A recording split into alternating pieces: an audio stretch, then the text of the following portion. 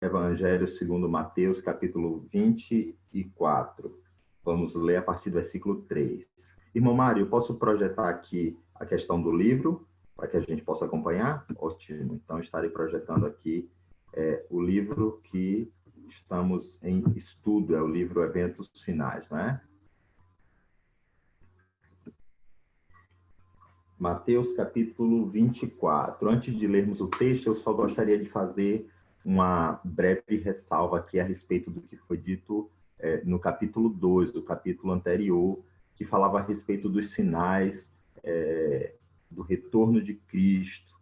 E muita coisa haverá de acontecer antes do retorno glorioso do Senhor.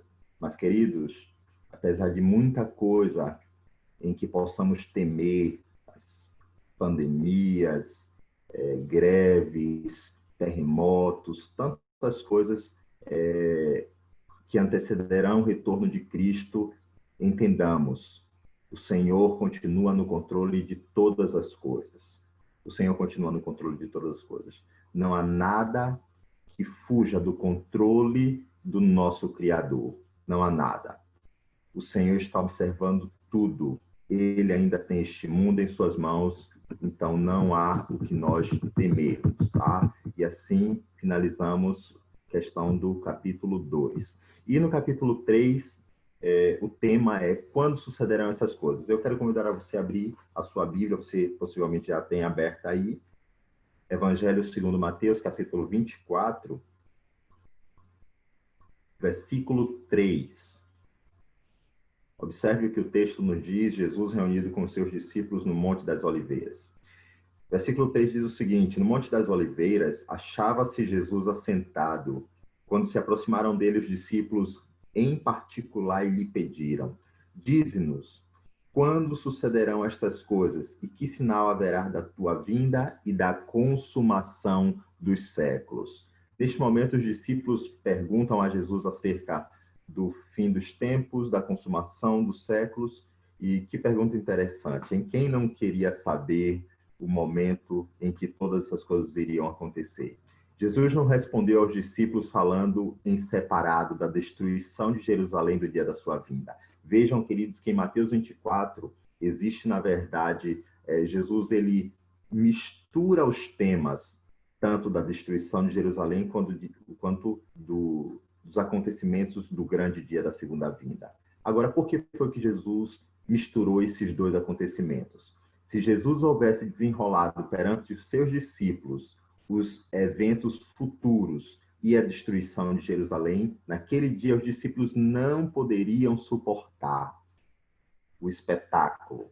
Por misericórdia com eles, Jesus mistura então a descrição dessas grandes crises, deixando os discípulos procurar por si mesmo qual era o significado disso. Então, Jesus ele faz um paralelismo, ele passa de um assunto da destruição de Jerusalém, passa pelo assunto da destruição do fim dos tempos, porque os discípulos então não poderiam suportar a respeito disso.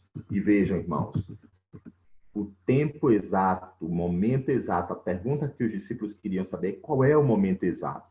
Esse momento exato, de fato, não foi revelado. A Bíblia diz, queridos, que se acha além do conhecimento dos mortais. Mesmo os anjos que ministram aos que hão de ser herdeiros da salvação não sabem nem o dia e nem a hora. Mateus 24:36 diz: porém, o dia e a hora ninguém sabe, nem os anjos, nem unicamente o meu Pai. Não devemos saber o tempo exato para o derramamento do Espírito Santo ou para a vinda de Cristo.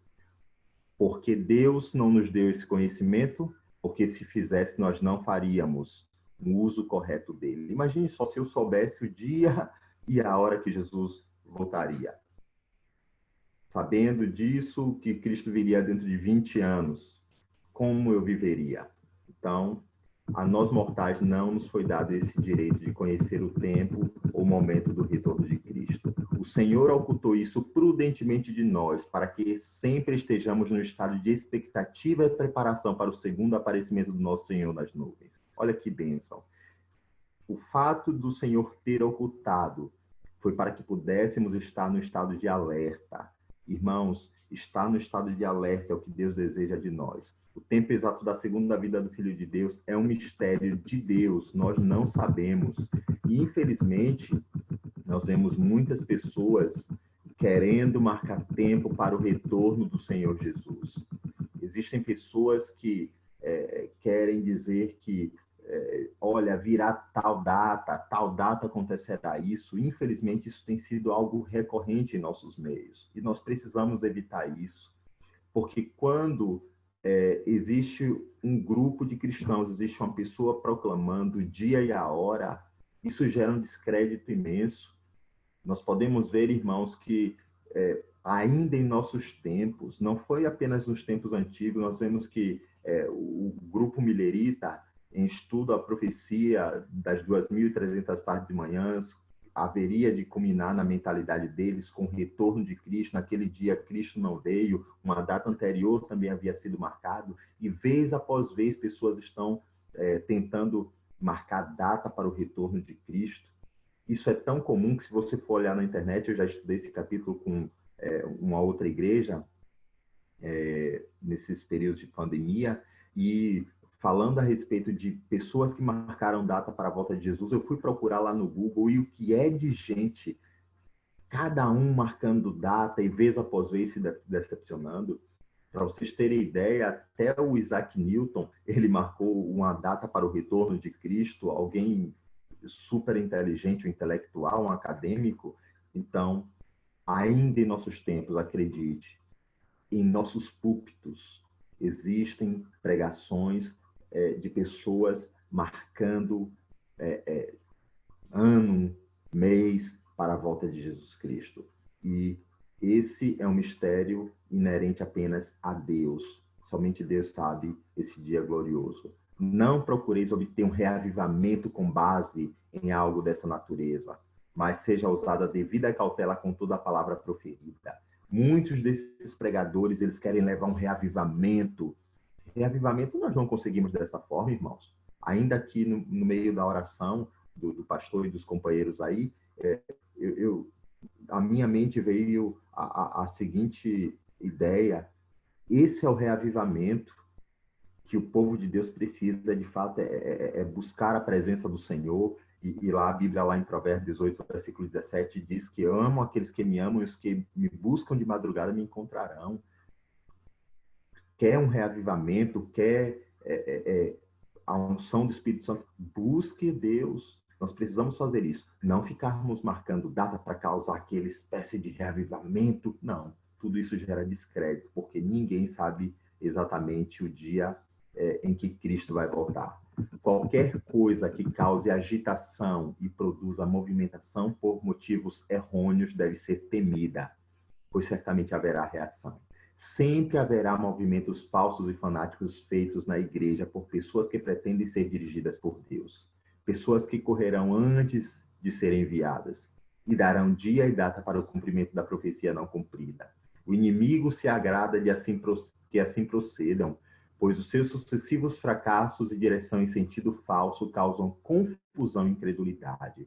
Irmãos, cai no descrédito pessoas que estarão dizendo que Cristo vai voltar a tal data, e chega na data, não acontece isto. A mensagem é, então, levada como descrédito. As pessoas que não têm esse conhecimento começaram a zombar. Isso é uma irresponsabilidade. Não creiamos em movimentos, em pessoas que chegam afirmando a respeito da volta de Cristo como se tivesse uma data marcada. Ellen White também esperava a volta de Cristo em seu tempo.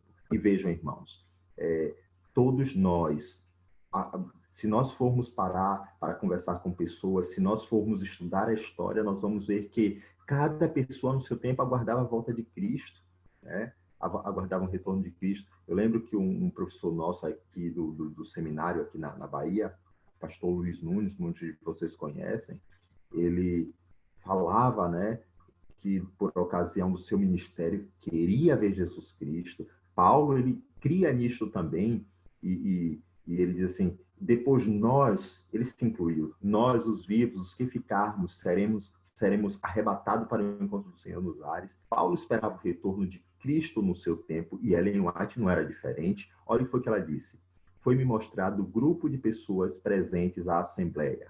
Disse o anjo: alguns alimento para os vermes, alguns submetidos às 7 últimas pragas. Alguns estarão vivos e permanecerão sobre a terra para serem trasladados por ocasião da vinda de Cristo.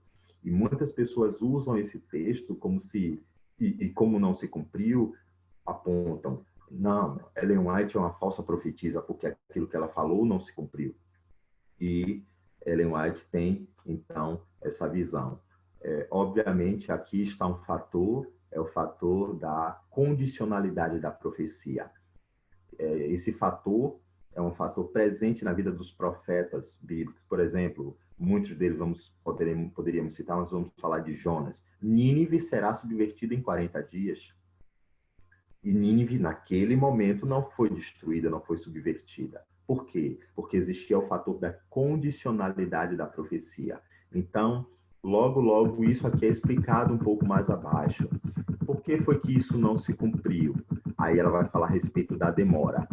Houvessem os adventistas, depois do grande desapontamento de 1844, sustido firme a sua fé e seguido avante unidos, segundo a providência de Deus, lhes abria o caminho, recebendo a mensagem do terceiro anjo no poder do Espírito Santo, proclamando ao mundo, haveriam visto a salvação de Deus. E o Senhor teria operado poderosamente com os esforços dele. A obra haveria sido concluída e Cristo teria vindo antes para receber o seu povo e para dar-lhes o seu galardão. Não era a vontade de Deus que a vinda de Cristo houvesse sido retardada. Se o povo continuasse naquele mesmo ânimo, naquele mesmo fogo de proclamar a mensagem ao mundo, Cristo já teria voltado. Eis aí o fator condicional. Só que o povo retrocedeu.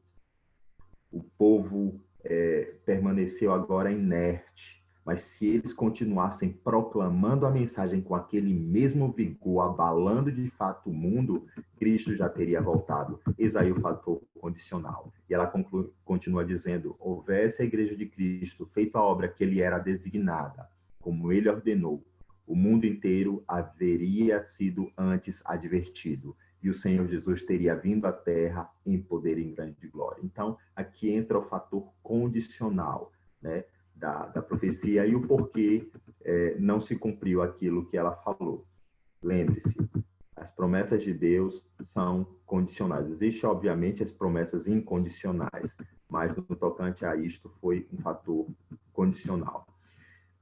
Pelo que Cristo está esperando, Jesus Cristo aguarda com fremente desejo a manifestação de si mesmo em sua igreja.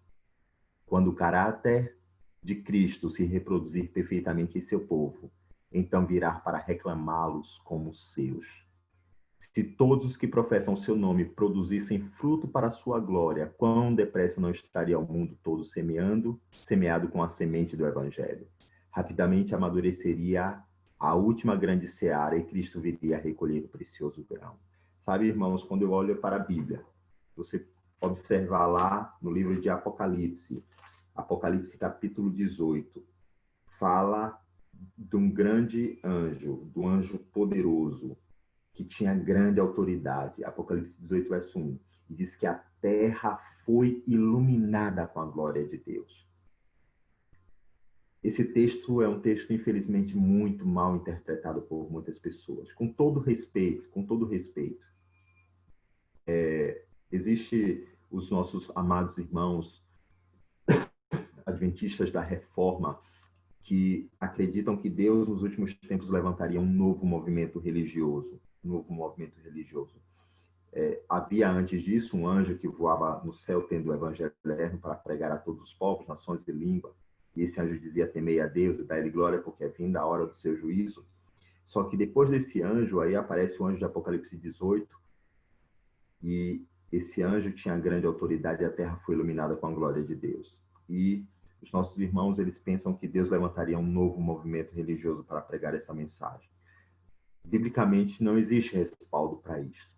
Nós cremos que esse anjo, queridos, assinala como a glória de Deus iluminará a terra através do batismo do Espírito Santo, do evento da chuva serôdia. Quando Cristo viu a humanidade perdida, como foi que a glória de Deus foi revelada na terra. A Bíblia nos diz lá no livro de João que o Verbo se fez carne, habitou entre nós, e quando ele habita entre nós, quando ele se fez carne, nós vimos a sua glória, glória como do unigênito do Pai. Irmãos, o que é a glória de Deus? A glória de Deus é o caráter de Deus. E o texto bíblico nos diz que a terra inteira foi iluminada com a glória de Deus. Sabe o que quer dizer isso, irmãos? O caráter de Cristo precisa ser impresso na minha e na sua vida. Nós precisamos, de forma urgente, irmãos, buscar a glória de Deus. E a glória de Deus é o caráter de Deus reproduzido em nós. E daí uma grande questão. Até que ponto o caráter de Cristo já está refletido na sua vida? Até que ponto o caráter de Deus está refletido na minha vida? Sabe, irmãos, quando chega neste ponto, é uma preocupação muito grande, porque inúmeras vezes o meu caráter ainda não reflete a glória de Deus. Nós precisamos refletir a glória de Deus, e o texto que nós lemos diz que quando o caráter de Cristo se reproduzir no seu povo, então ele virá reclamá-los como seu. Nós precisamos submeter de fato a nossa vida nas mãos de Deus. Precisamos urgentemente de um batismo do Espírito Santo, um batismo diário, de sermos transformados, de sermos renovados pelo Espírito Santo. Cristo, ele não tarda em voltar, diz a carta de Pedro. Ele não está demorando, mas ele é longânimo, ele não quer que ninguém pereça, mas que todos cheguem ao arrependimento. Cristo está esperando o seu caráter se reproduzir na minha e na sua vida, irmãos. E é por isso, queridos, que ele ainda não voltou, porque o seu povo ainda não tem lançado as sementes do Evangelho. Precisamos amadurecer, precisamos ter a mente de Cristo, precisamos chegar à estatura, precisamos ser renovados diariamente pelo poder do Espírito Santo. O texto continua dizendo que Deus mantém uma conta com as nações. Quando chegar plenamente o tempo em que a iniquidade terá atingido o prescrito limite da misericórdia de Deus, cessará sua clemência. Quando os números acumulados nos livros de registro do céu indicarem que o total da transgressão está completo, virá então a ira. Cristo, ele tem sido longânimo, ele tem sido paciente, mas saiba que haverá o dia de prestação de contas. Tempo virá em que, em suas fraudes e insolência, os homens atingirão um ponto que o Senhor não permitirá que transponham, e aprenderão que há um limite para a longanimidade de Jeová. Ele tem sido paciente. Mas saibamos, irmãos, que haverá um momento em que a transgressão atingirá o seu ponto de limite. E então, Cristo virá exatamente para fazer justiça. Lembre-se que na Bíblia, quando aparece o fator de juízo, às vezes nós pensamos que o juízo de Deus é para punir os seus filhos. Inclusive, a igreja pensava isso por muito tempo. Sabe, irmãos, quando a Bíblia fala de que Cristo vem fazer juízo, de que Deus vem fazer juízo, primeiro, haverá punição para os ímpios, para os pecadores. Mas lembre-se que o juízo é exatamente a favor do povo de Deus. Lembra o que diz Apocalipse? Temei a Deus e dá-lhe glória, porque é vinda a hora do seu juízo. Aqueles que são de Cristo devem glorificar a Deus no tempo do juízo. Não há o que temer se nós estivermos em Cristo. A transgressão já atingiu quase os seus limites.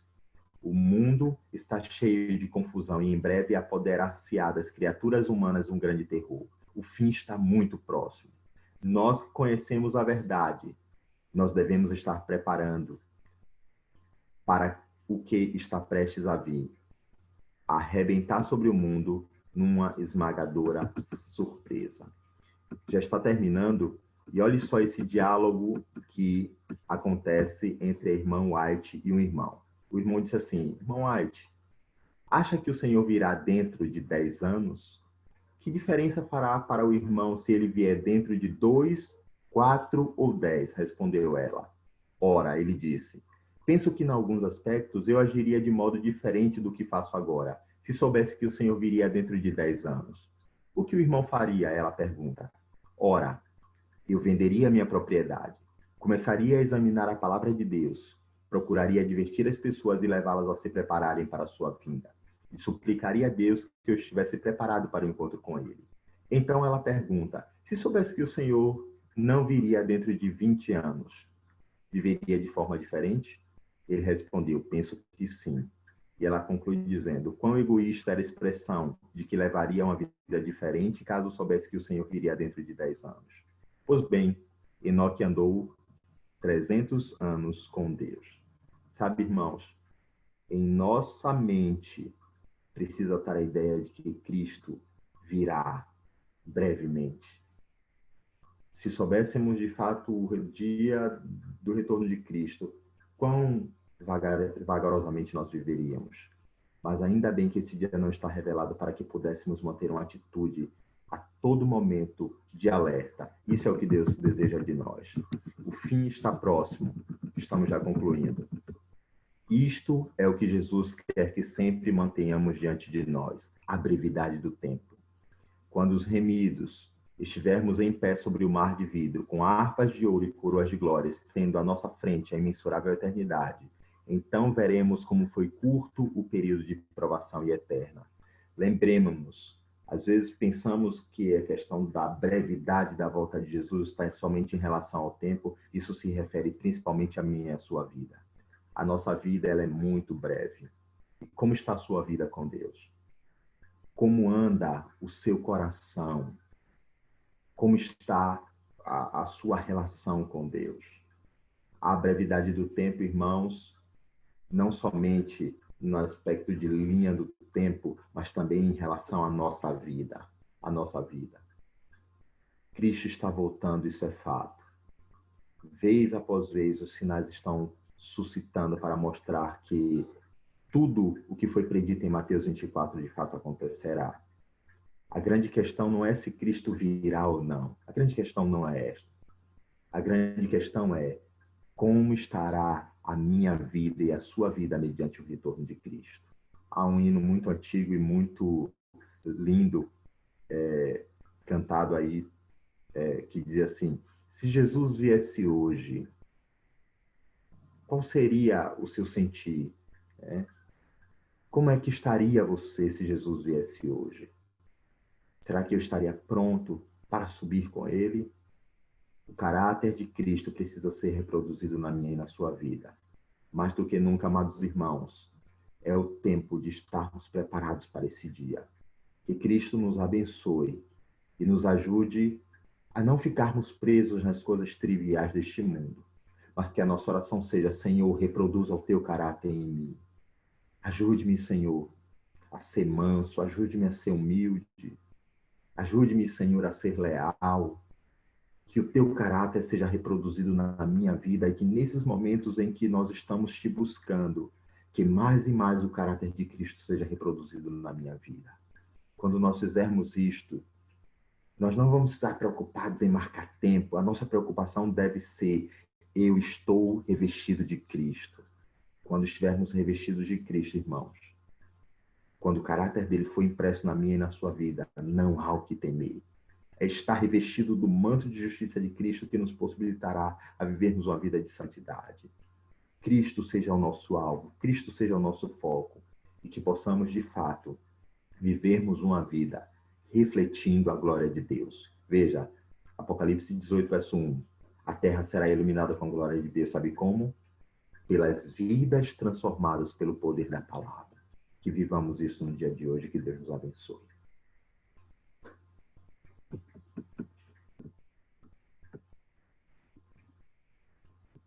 Neste momento nós vamos orar, irmão.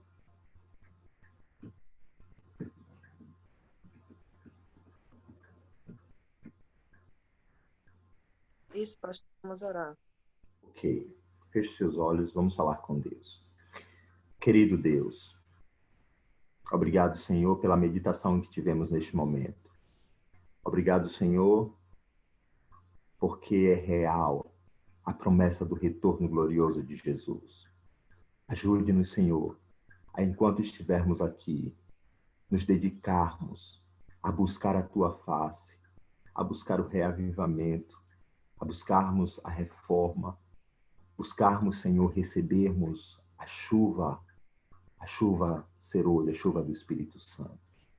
Perdoa-nos pelo tanto de vezes em que deixamos, Senhor, de fazer a tua vontade, negligenciando o teu querer. Perdoa-nos pelo tanto de vezes em que fomos omissos àquilo que deveríamos realizar. Pai, que a tua glória seja refletida em nós. O mundo precisa ser iluminado com a tua glória, e o mundo não será iluminado, Senhor, por instrumentos sem vidas, mas o mundo será iluminado através das vidas transformadas dos teus filhos. Ajuda-nos, Senhor, a estarmos prontos para esse dia. Ajude-nos a estarmos de pé, e somente aqueles que lavaram suas vestiduras no sangue do Cordeiro, somente aqueles, Pai, que se entregaram verdadeiramente a Ti, irão estar de pé para esse grande dia. Permita-nos estarmos em Cristo, preparados, e que dia após dia possamos continuar trilhando este caminho da salvação. Dá-nos a Tua graça e a Tua paz, dá-nos um dia de vitória, e ajude-nos, Senhor, a estarmos com os pés na terra, mas com os olhos fitos no céu. Tudo isso clamamos no doce e maravilhoso nome de Jesus. Amém, Senhor. Amém. Amém. Muito obrigado, pastor Israel. Deus seja louvado. Que o caráter de Cristo precisa ser refletido em nós. Desde já também quero aqui desejar um feliz aniversário à irmã Wanda, viu? Não sei se ainda ela se encontra aqui, mas irmã Wanda, que Deus abençoe a você e que cada dia você possa ser uma bênção a refletir a glória de Deus na sua vida. Deus nos abençoe e que possamos aguardar firmes o retorno de Cristo. A gente se vê quarta-feira, em nome de Jesus. Amém. A vigília, queridos, começa às 3h da manhã, ok?